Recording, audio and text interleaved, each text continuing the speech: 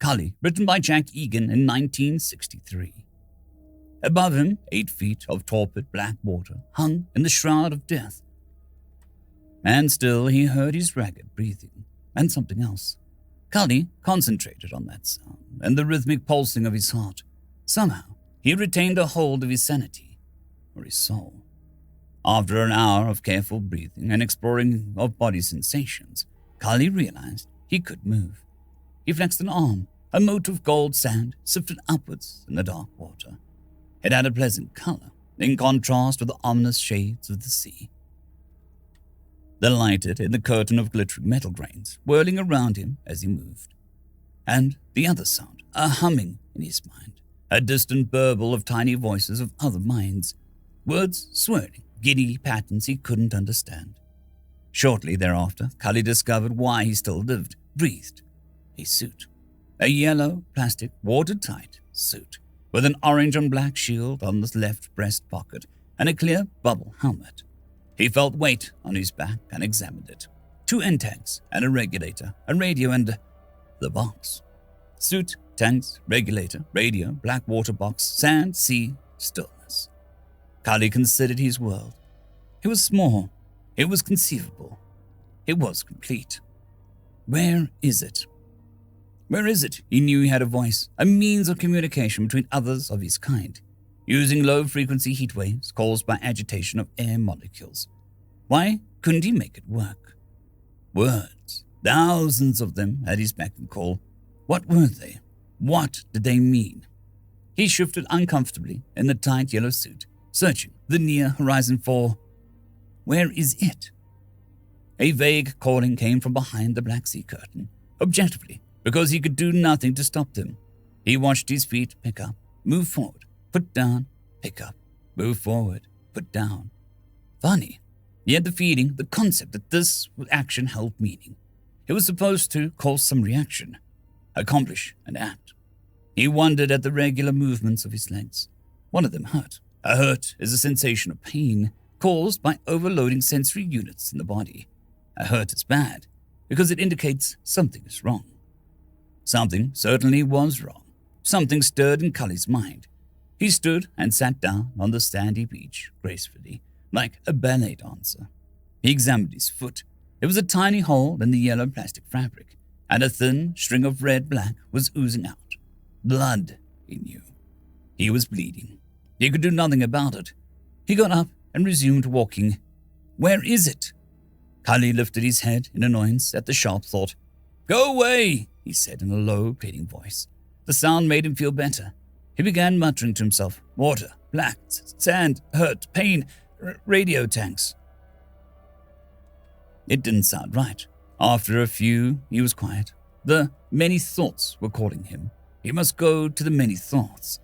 If his foot was bleeding, then something had happened. If something had happened, then his foot was bleeding. No! If something had happened, then maybe other things had happened before that. But how could something happen in a world of flat gold sand and flaccid sea? Surely there was something wrong. Wrong. The state of being not right. Something that happened that was not right. Cully stared at the edges of the unmoving curtain before him. Where is it? It was a driving, promise-filled concept. No words, just the sense of something wonderful lay just beyond reach. But this voice was different from the many thoughts. It was directing his body. His mind was along for the ride. The sameness of the sea and sand became unbearable. It was too light somehow. Cully felt anger and kicked up eddies of dust. It changed the sameness a little. He kicked up more until it swirled around him in a thick gold haze, rotting out the terrible emptiness of the sea. He felt another weight on his side. He found a holster and a gun. He recognized neither. Again, he watched objectively as his hand pulled the black object out and handled it. His body was evidently familiar with it, though it was strange to his eyes. His fingers slipped automatically into the trigger sheath. His legs were still working under 2 drives, the many thoughts urging, and something else buried in him, a longing up and down, back and forth. Where is it? Anger, frustration flared at him. His hand shot out, gun at the ready. he turned around slowly. Through the settling trail of the suspended sand, nothing was visible. Again, he was moving. Something made his legs move. He walked on through the shrouds of death until he felt a taut singing in his nerves. An irrational fear sprang out in him, cascading down his spine. And Cully shuddered. Ahead, there was something. Two motives. Get there because they calls. Get there because you must. Where is it? The mind voice was excited, demanding. Something was out there besides the sameness. Cully walked on, trading gold as the death curtain parted. An undulating garden of blue and gold streamers suddenly drifted towards him in an unfelt current. Cully was held entranced. They flowed before him, their colors dazzling, hypnotic. Come closer, Earthling, the many thoughts spoke inside his head soothingly. Here it is, Cully's mind shouted.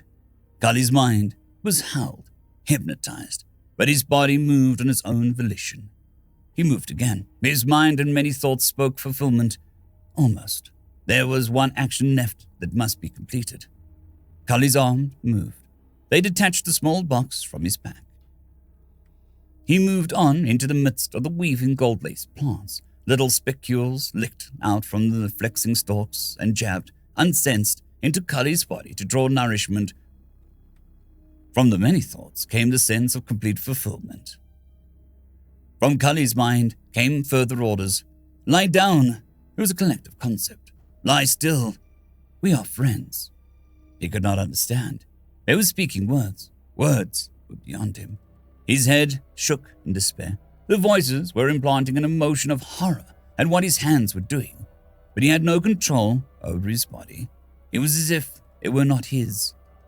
The black box was now lying in the sand amongst the streaming plants. Cully's fingers reached out and caressed the small panel.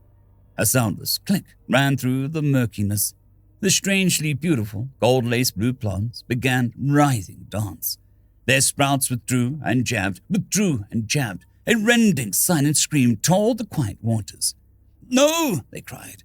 It was a negative command mixed with a terrible screaming. Turn it off! Stop it! Stop it! Cully tried to say, but there were no words. He tried to cover his ears within the helmet. But the cries went on. Emotions roiled over the water. Pain, hurt, reproach. Cully sobbed. Something was wrong here. Something was killing the plants. The beautiful blue things. The plants were withering, dying.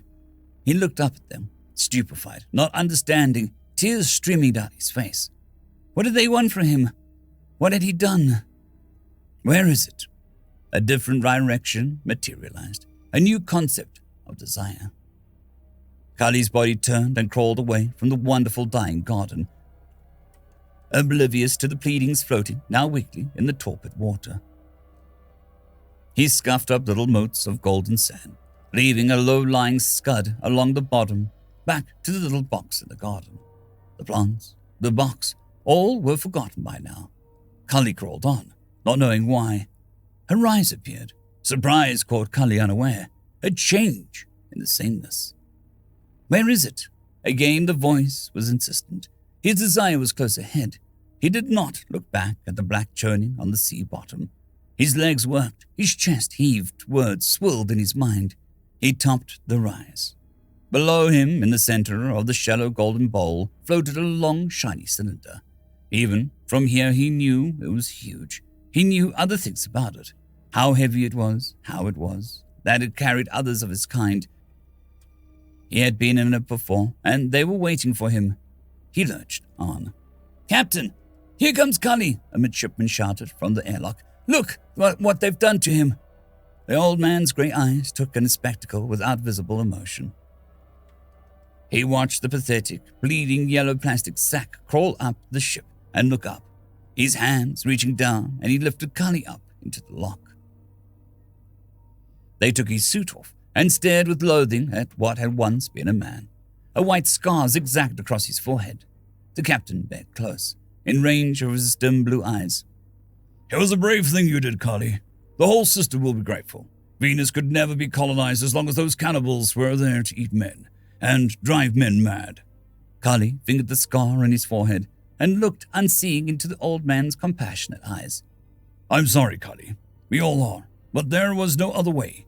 Prefrontal lobotomy deconstructed your speech center. It was the only way that you could get past the telepaths and destroy them. I'm sorry, Cully. The race of man shall honor your name.